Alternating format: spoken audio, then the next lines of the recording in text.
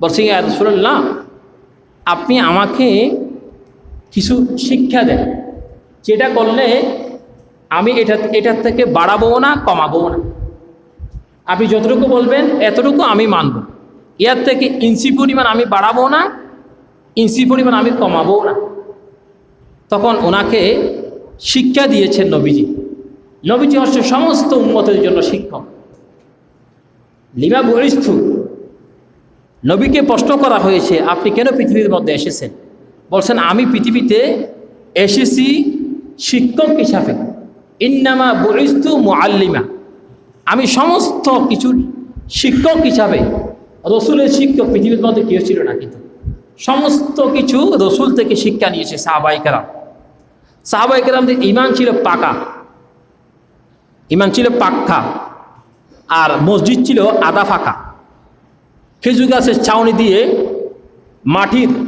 মাটি ছিল নিচে, আর ওপরে খেজুর গাছের এই চাড়াই দিয়ে ছাউনি দিয়েছিল।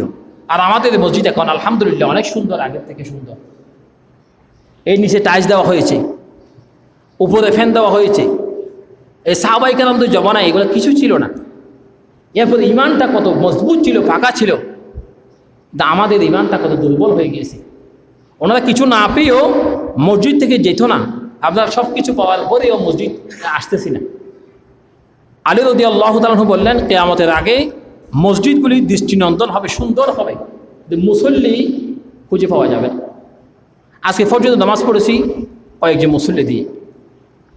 তো আমরা যদি মসজিদ হারা হয়ে যায়, যদি মসজিদ থেকে যদি দোকানকে বেশি মহাব্বত করি, মসজিদ থেকে যদি বাজারকে বেশি মহাব্বত করি, তাহলে আমরা রসুলের হাদিস মানতেছি না। কারণ নবীজি বললেন সব থেকে উত্তম জায়গা হচ্ছে মসজিদ, সব থেকে নিকৃষ্ট জায়গা হচ্ছে বাজার। বাজারের মধ্যে এমন কোনো কথা নাই, এমন কোনো কাজ নাই মানুষ করে না। যারা বাজারে যায় তাদের হাইয়া, পর্দা, সম্মান এগুলি কমে যায়। মুখের মধ্যে যেটা একটা ভদ্রতা থাকে সেটা থাকে না, কমে যায় দিন দিন।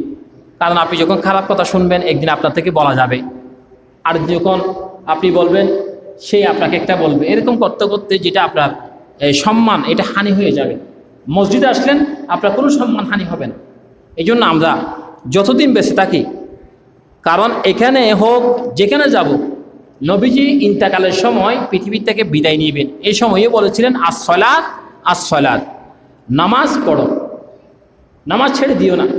তা যে নবীজি ইন্তেকালের সময় পৃথিবী থেকে বিদায় নেওয়ার সময় নামাজের কথা বললেন,